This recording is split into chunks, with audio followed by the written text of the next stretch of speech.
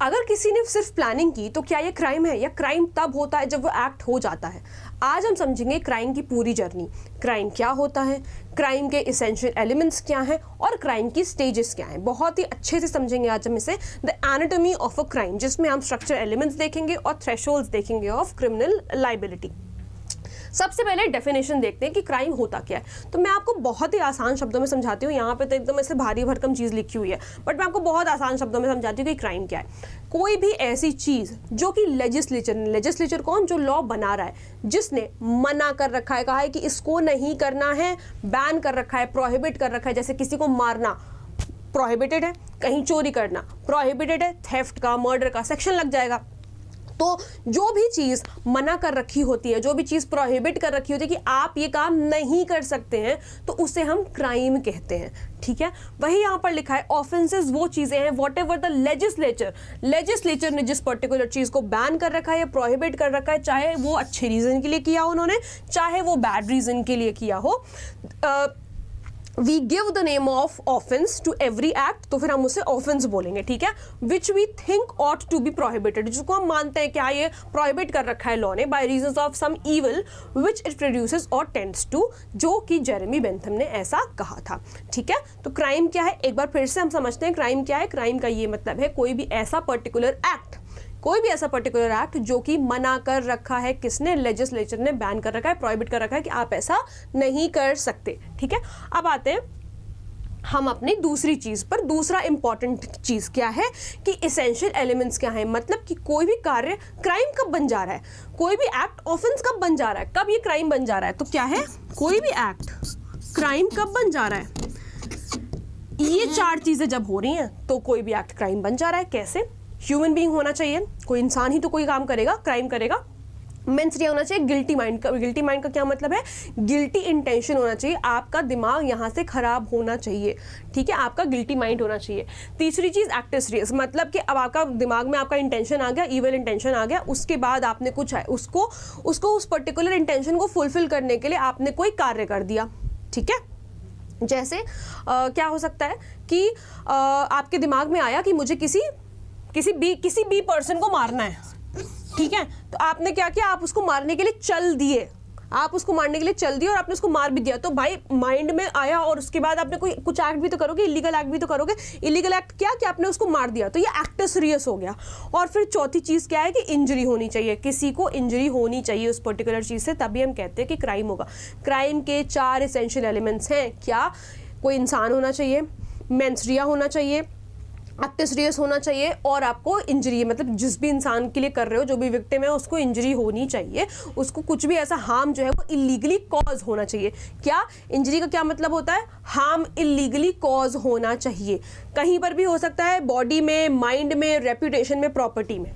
कहाँ पर हो सकता है, body, mind, reputation and property. ये हमें सेक्शन 2 के 10 में बता रखा है बीएनएस में कि इंजरी क्या होता है। कहाँ बता रखा है, सेक्शन 2 के 10 में बता रखा है बीएनएस में कि इंजरी जो है वो बॉडी में भी हो सकती है, माइंड में भी हो सकती है, रेपुटेशन की भी, कि आप किसी का हार्म कर सकते हो, और प्रॉपर्टी में भी आप किसी की हार्म कर सकते हो। ठीक है, तो ये तो समझ में आ गया। अब आगे बढ़ते हैं, एलिमेंट 1 हम पहले समझेंगे, human being. First element, the crime requires a human actor. कोई भी नॉन लिविंग थिंग तो कुछ एक्ट कर नहीं सकती, कोई क्राइम कर नहीं सकती, कुछ भी ऐसा नहीं कर सकती जिससे क्राइम हो जाए। तो इस वजह से सबसे पहली चीज है, crime requires a human actor. Legal obligation क्या है, the individual must be under a legal obligation. उसके ऊपर एक ड्यूटी होनी चाहिए कि आप एक पर्टिकुलर मैनर में ही एक्ट करेंगे।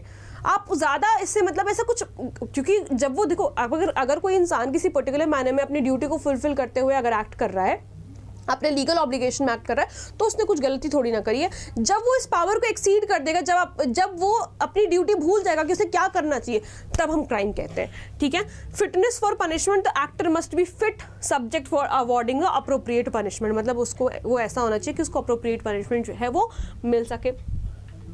अब आते हैं हम मेंस रिया पे। सब दिमाग का खेल है यहाँ पे, इसी वजह से इतना बड़ा दिमाग बना हुआ है। क्या है कि द इवल इंटेंशन और guilty mind required to do wrongful act voluntarily in a conscious note. Voluntarily का मतलब होता है अपनी स्वेच्छा से आपका दिमाग इतना काम कर रहा था उस वक्त, जो भी आपने काम किया, जो भी आपका इवल इंटेंशन था। ठीक है। कोर प्रिंसिपल क्या है? Every crime requires a mental element, this is the fundamental principle. भाई ये फंडामेंटल प्रिंसिपल है, इंटेंशन फॉर्म करना ही सबसे पहले सबसे बड़ी बात होती है, ठीक है, कि आपके दिमाग में इवल इंटेंशन आ गया है कि मुझे तो कुछ गलत करना है या कोई क्राइम ऐसे करना है। देन रिक्वायरमेंट क्या है? The accused must be aware of the elements in their act that make up the charged crime.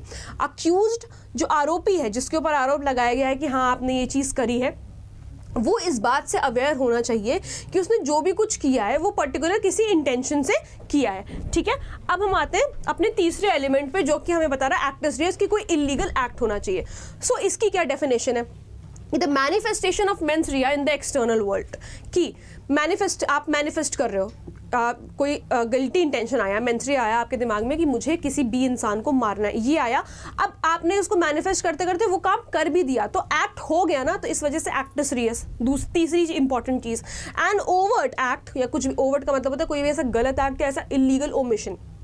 Overt act का मतलब है कि कुछ भी आपने गलत किया। इलीगल ओमिशन का मतलब होता है कि जो आपको करना चाहिए था और वो फिर आपने नहीं किया, ठीक है, जो आपको करना चाहिए था आपने नहीं किया। In pursuance of guilty intention, guilty intention को फॉलो करते हुए, इन पर्सुएंस का क्या मतलब है? गिल्टी इंटेंशन को फॉलो करते हुए आपने वो काम नहीं किया। अच्छा, ओवर्ट एक्ट का मतलब तो समझ में आ रहा है कि गलती जो भी, मतलब आपको गलत काम आपको करना था, लेकिन इलीगल ओमिशन का मतलब क्या है?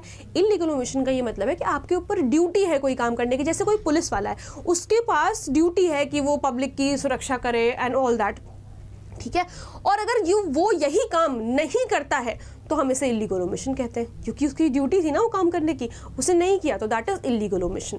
Then the standard, merely possessing a guilty mind is not enough. सिर्फ आपका दिमाग खराब है, गिल्टी माइंड है, सिर्फ मेंस रिया पनिशेबल नहीं है, ठीक है। द अक्यूज मस्ट एक्ट, भाई आपने उस इंटेंशन के लिए कुछ ना कुछ एक्ट किया होना जरूरी है, कुछ ना कुछ एक्ट किया होना जरूरी है। एंड डू समथिंग, कुछ करना चाहिए, कुछ करो।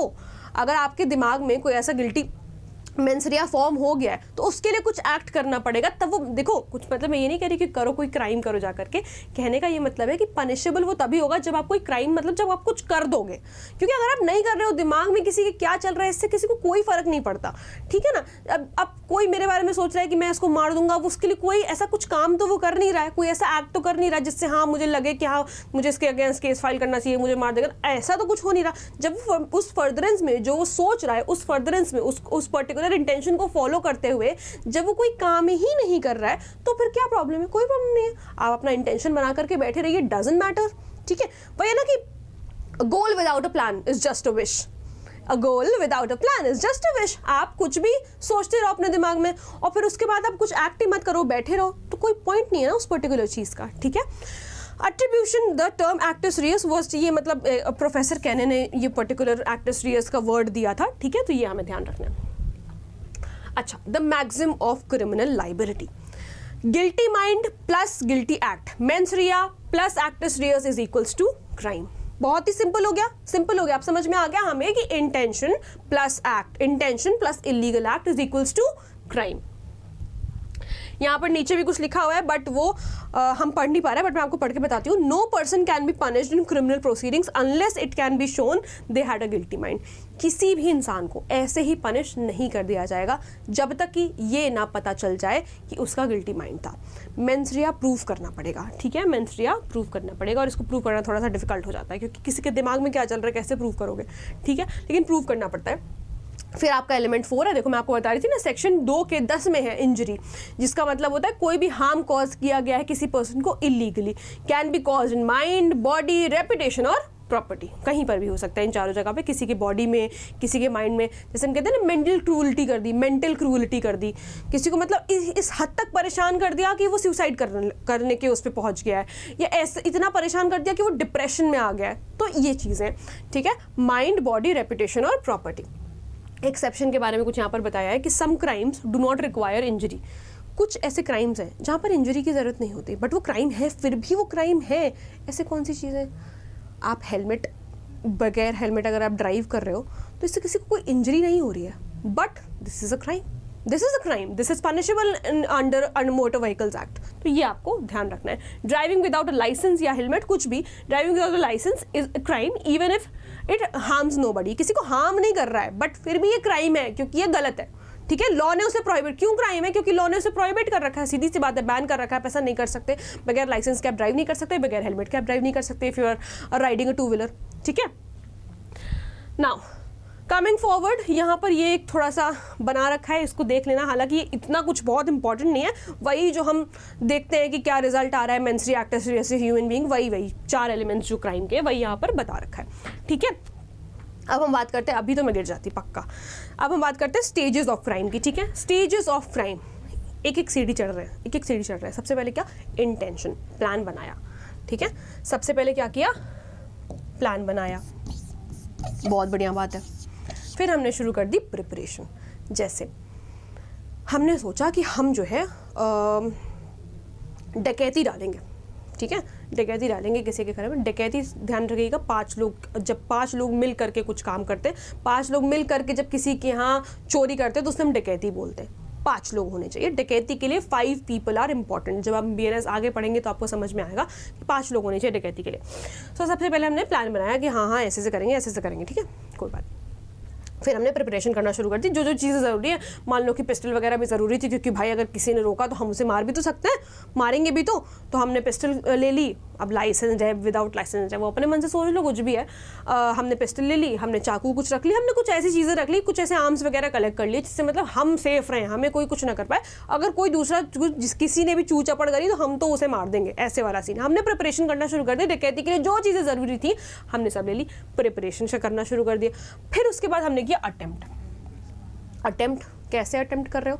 अटेम्प्ट का मतलब है जहाँ जिसके घर में या जिस बैंक में आपको डाका डालना था, आप वहाँ जा करके पहुँच गए उस जगह पर, तो ये क्या हो गया? ये अटेम्प्ट हो गया। एक बात का ध्यान रखिएगा, इंटेंशन, सिर्फ मात्र इंटेंशन और मात्र प्रिपरेशन पनिशेबल नहीं होती है। प्रिपरेशन कुछ एक्सेप्शंस में पनिशेबल होती है, कुछ ऐसे अपवाद होते हैं लॉ के जिसमें पनिशेबल होती है। नहीं तो अगर mayor intention, mayor preparation is not punishable in usual manner, लेकिन हर अटेम्प्ट पनिशेबल होता है। आपने अटेम्प्ट कर दिया, दैट इज पनिशेबल। चाहे वो अटेम्प्ट टू मर्डर हो या आपने अटेम्प्ट टू थेफ्ट भी अगर किया है, दैट इज पनिशेबल। ठीक है, अटेम्प्ट टू मर्डर के लिए अलग से सेक्शन है, अटेम्प्ट टू मर्डर के लिए अलग से हमें सेक्शन बता रखे हैं। ठीक है, लेकिन बाकी हम देखते हैं सेक्शन नंबर 62 BNS में, अभी हम आगे देखेंगे, जहां पर उन्होंने बताया कि सारे अटेम्प्ट, जिस भी ऑफेंस का, जिस भी क्राइम का आपने अटेम्प्ट किया है, दैट इज पनिशेबल। तो attempt is always punishable and the commission, अगर आपने अटेम्प्ट के बाद कमीशन कर दिया, आप गाड़ी ले जाकर के खड़ा किया आपने डाका डालने के लिए, रात के समय पर आप अंदर घुसते हैं, आप आपने डाका डाल दिया, तो ऑब्वियसली कमीशन हो गया इस पर्टिकुलर एक्ट का। जो भी आपने सोचा था, जो भी क्राइम आपने सोचा आपने कर लिया, तो वो तो पनिशेबल है ही ना। डकैती हो गई तो पनिशेबल है। तो ये पनिशेबल नहीं होता, कुछ एक्सेप्शंस होते हैं, कुछ एक्सेप्शंस होते हैं। इट इज एक्चुअली, यहाँ पे लिख देती हूँ मैं कि पनिशेबल इन सम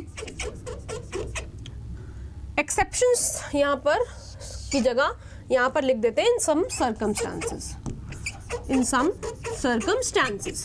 ठीक है, कुछ सर्कमस्टांसेस में पनिशेबल होता है and this is never punishable. Mayor intention is never punishable, कभी भी पनिशेबल नहीं होगा। आगे बढ़ते हैं, समझ में आ गया ना क्या स्टेज है? सबसे पहला स्टेज है, जल्दी जल्दी बोलते हैं। सबसे पहला स्टेज है intention, preparation.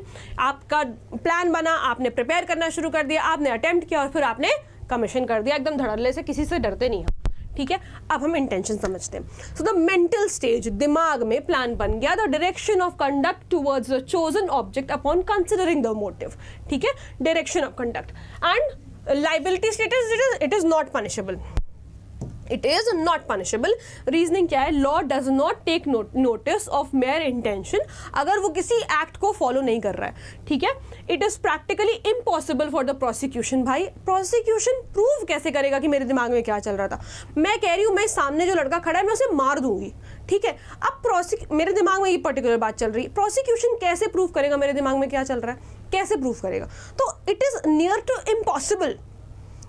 Impossible to prove that कि आपके दिमाग में क्या चल रहा है। आप नहीं पता लगा सकते मेरे दिमाग में क्या चल रहा है। अभी मेरे दिमाग में शायद ये चल रहा है कि मेरा पढ़ाने का मन नहीं कर रहा है, कुछ भी चल सकता है, बट फिर भी मैं पढ़ा रही हूँ। तो समझो, it is practically impossible for the prosecution to prove the hidden guilty mind at this early stage. इतनी अर्ली स्टेज पे, इतने पहले से हम इसको प्रूव नहीं कर पाएंगे। फिर उसके बाद क्या है? की प्रिपरेशन, ठीक है। अब प्रिपरेशन कैसे हो रही है, अब हमने सारे अरेंजमेंट्स करना शुरू कर दिया, हमें जिस जिस चीज़ की ज़रूरत थी हमने वो सारी चीज़ें शुरू कर दी। Arranging all the essential steps to carry out the intended criminal act, to carry out the intended criminal act, then liability status क्या है, generally not punishable।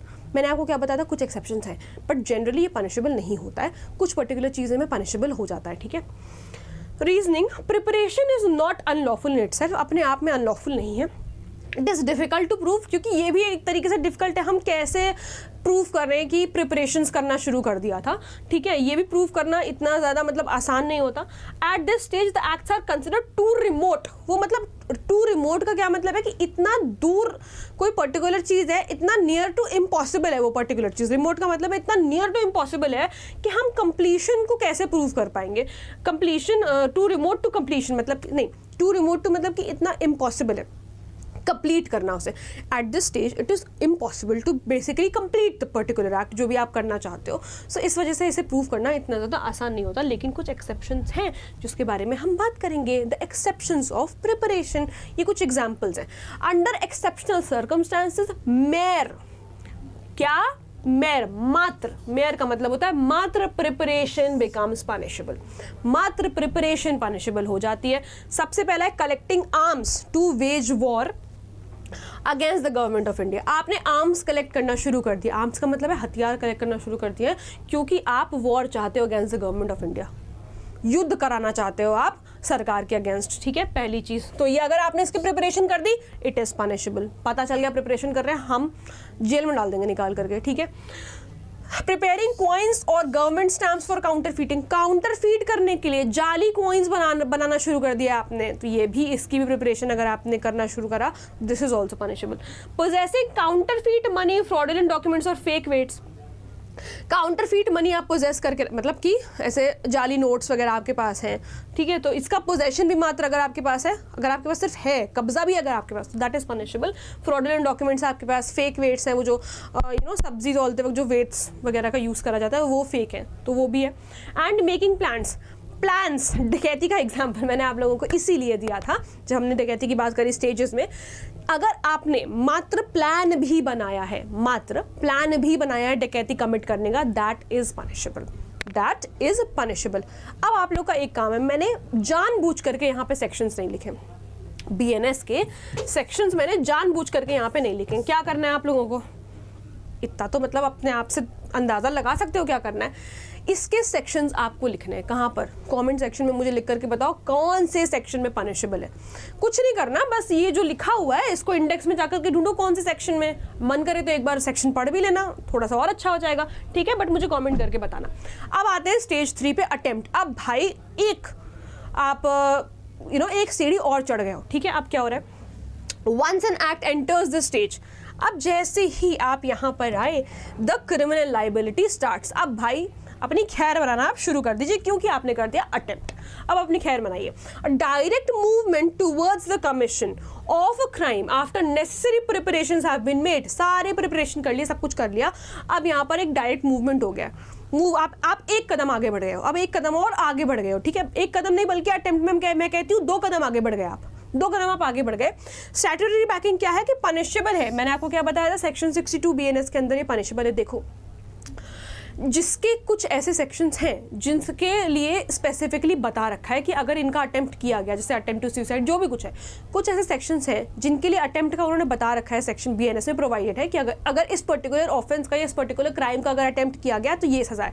लेकिन काफ़ी सारे ऑफेंसेस ऐसे हैं, मैंने क्या कहा, काफ़ी सारे ऑफेंसेस ऐसे हैं जिनके अटेम्प्ट के बारे में कुछ भी जानकारी नहीं दे रखी, कुछ भी नहीं बता रखा, जिनके अटेम्प्ट के बारे में कुछ भी नहीं बता रखा है। तो जिसके अटेम्प्ट के बारे में कुछ भी नहीं बता रखा उसके बारे में हमें सेक्शन 62 बताता है, ठीक है, हमें सेक्शन 62 बताता है।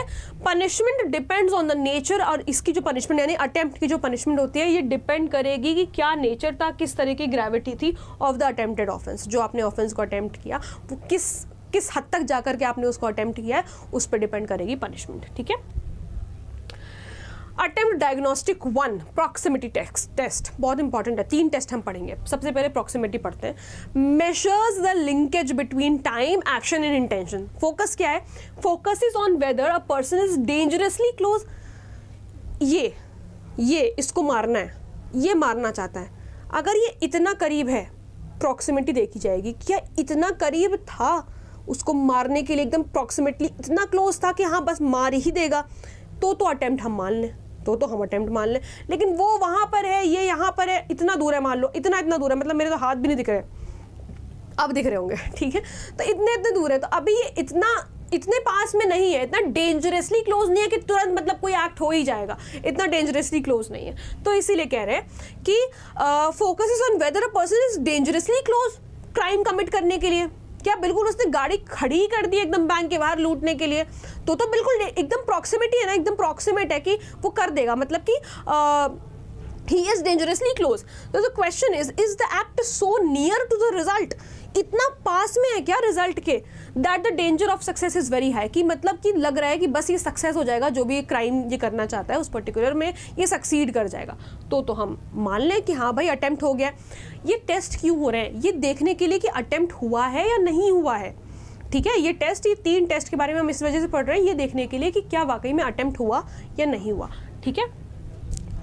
फिर अटेम्प्ट डायग्नोस्टिक 2, दैट इज पोइनिटी, पता नहीं क्या है भाई, मैं इसको कभी आज तक प्रोनाउंस नहीं कर पाई, पता नहीं क्या लिखा हुआ है ये, मतलब मुझे पता है कि इसका कॉन्सेप्ट क्या है, बट इसको लोकस करके कुछ कहते हैं, लोकस के बाद ये आता है और मैं आज तक नहीं कर पाई प्रोनाउंस। कोई बात नहीं, तुम लोग कर पाओ तो कर लेना। द अपॉर्चुनिटी टू रिपेंट और विड्रॉ। दूसरा क्या है कि जब आप पहुंच गए उस पर्टिकुलर, जैसे मान लो कि मैंने आपको बताया कि यहाँ पर खड़ा है, हो सकता है इसके दिमाग में कुछ ऐसा आ जाए कि भाई मैं नहीं करना, मुझे नहीं करना, मुझे मारना नहीं, और ये पीछे हट जाए, तो एक ये पर्टिकुलर चीज़ भी होती है। तो क्या ये अटेम्प्ट में काउंट होगा या नहीं होगा, वो पर्टिकुलर बात है, ठीक है। स्टैंडर्ड क्या है, applies when there is ample time for the accused to choose not to commit the crime. ये वाला टेस्ट हम तब अप्लाई करते हैं जब अक्यूज्ड के पास, जो आरोपी है, ये देखने के लिए कि उसके पास एम्पल टाइम था, उसके पास पूरा टाइम था अपने दिमाग को ठीक करने के लिए, ठीक है, कि वो पर्टिकुलर क्राइम ना करे। Question, is the act still with in the persons control. क्या ये अभी भी उसके जो भी एक्ट है, क्या अभी भी वो उसके कंट्रोल में है, क्या वो भी कंट्रोल कर सकता है, रुक सकता है, पीछे हट सकता है। If they can change their path और फियर कॉन्सिक्वेंसेज एंड अबाउट। भाई अब यहाँ तक वो आ गया, अब उसे लगा कि भाई अब मैंने अगर इसे मार दिया तो मुझे तो मर्डर की सजा हो जाएगी, ये हो जाएगा, वो हो जाएगा, लाइफ इंप्रिजनमेंट हो जाएगी, और ये डर करके भाग गया, तो अभी पनिशेबल थोड़ी ना है। वही यहाँ पर लिखा है that it is not punishable, it remains mayor preparation. फिर ये सिर्फ प्रिपरेशन ही रह जाता है, फिर ये सिर्फ प्रिपरेशन ही रह जाता है। यहाँ तक भी भले वो आ गया, लेकिन अब वो डर के भाग गया, अब वो उसने कहा अबॉट मिशन, हमें नहीं करना, और वो डर करके अगर भाग गया है तो ये सिर्फ मेयर प्रिपरेशन रह जाता है, इट इज़ नॉट पनिशेबल। तो ये दूसरा टेस्ट हो गया। तीसरा टेस्ट क्या है, इक्विवोकैलिटी टेस्ट। कॉन्सेप्ट क्या है, कॉम्बिनेशन ऑफ प्रॉक्सिमिटी एंड वो लोकस वाला, वही जो मैंने आपको बताया। द स्टैंडर्ड यहाँ पर क्या है, रिक्वायर्स अनइक्विवोकल इंटेंशन, मतलब कि कुछ भी ऐसे प्रॉब्लम नहीं है, जो करेगा तुरंत कर देगा, कुछ भी ऐसा सोचे वोचेगा नहीं करने से पहले, ठीक है। Through the physical act, requirement it must be fulfilled beyond a reasonable doubt. Reasonable doubt क्या होता है पता है, प्रोसिक्यूशन को अपना केस, यानी कि जो विक्टिम की जो वकील है उनको अपना केस प्रूव करना होता है beyond reasonable doubt. Beyond reasonable doubt का मतलब है कि 101% केस को प्रूव करना होता है।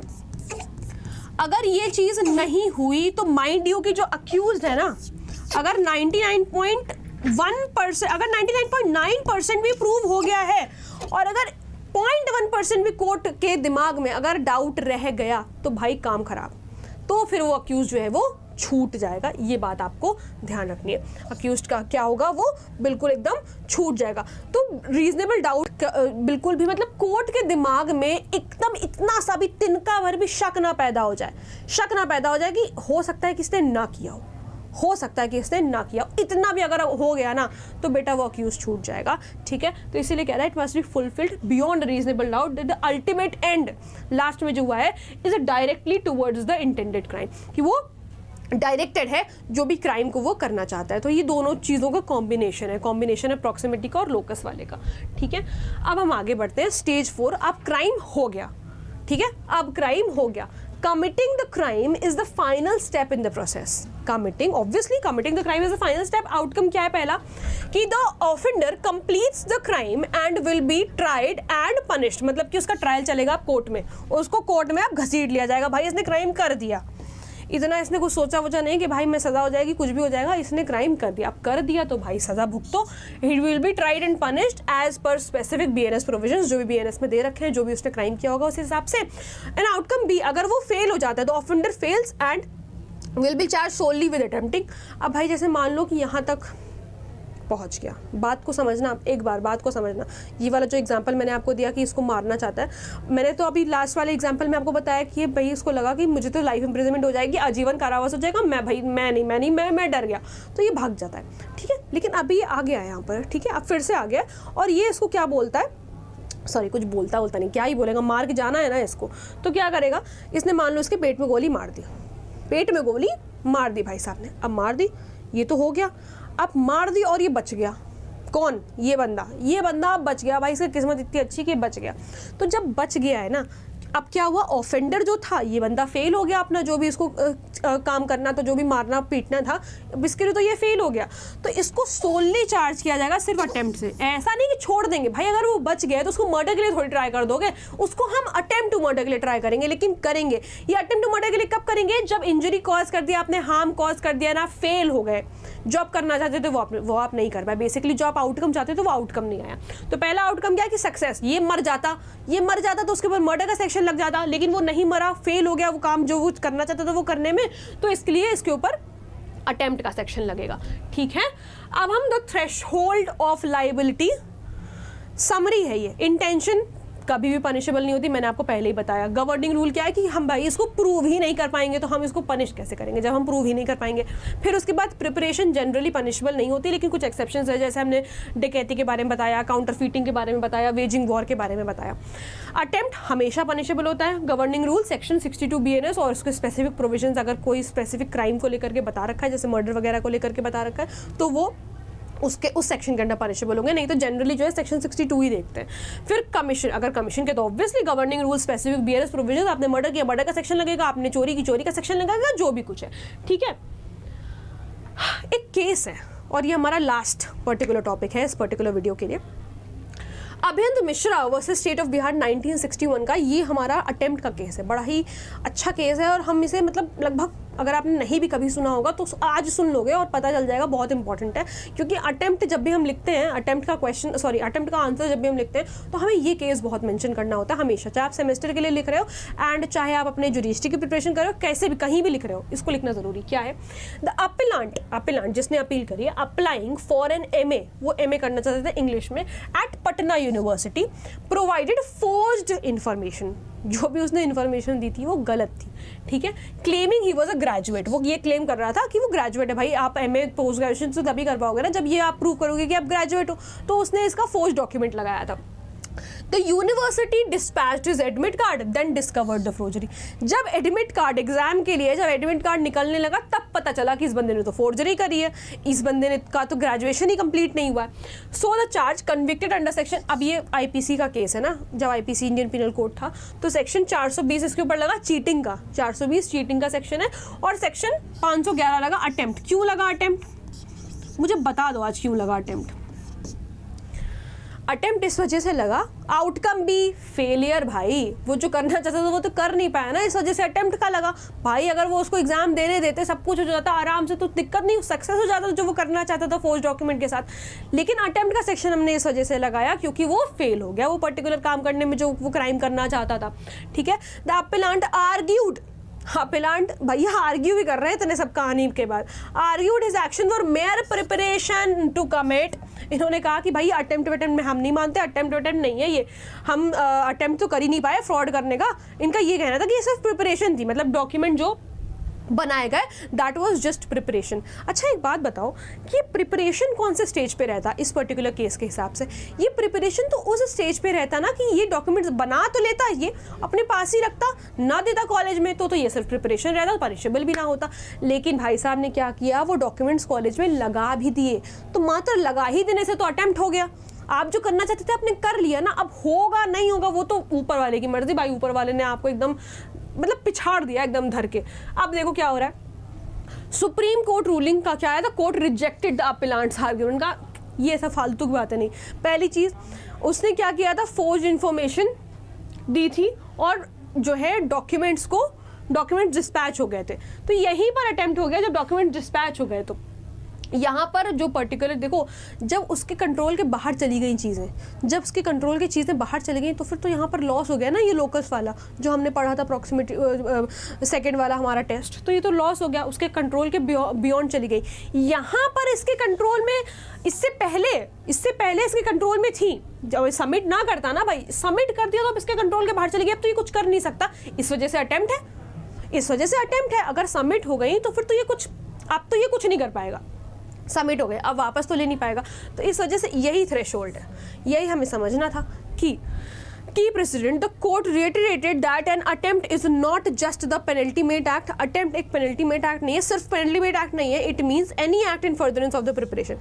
कुछ भी काम आपने प्रिपरेशन के बाद एक मात्र स्टेप भी लिया है, that is also punishable, that is attempt and that is punishable. ठीक है, आई रियली होप कि आप लोगों को समझ में आया होगा। एंड लॉ को रटना नहीं होता है, लॉ को समझना होता है। मैंने बहुत ही अच्छे तरीके से, बहुत ही आसान तरीके से आपको समझाया है, सारे टेस्ट बताए आपको अटेम्प्ट के, एक केस बता दिया जो केस बहुत ज़्यादा इंपॉर्टेंट है, कई जगह पूछा भी जाता है, जुडिशरी में भी पूछा जाता है, कभी कभी प्री में भी पूछ लेते हैं, और मेंस में अगर आपको अटेम्प्ट का लिखना है तो आपको ये पर्टिकुलर केस आपको मेंशन करना पड़ेगा।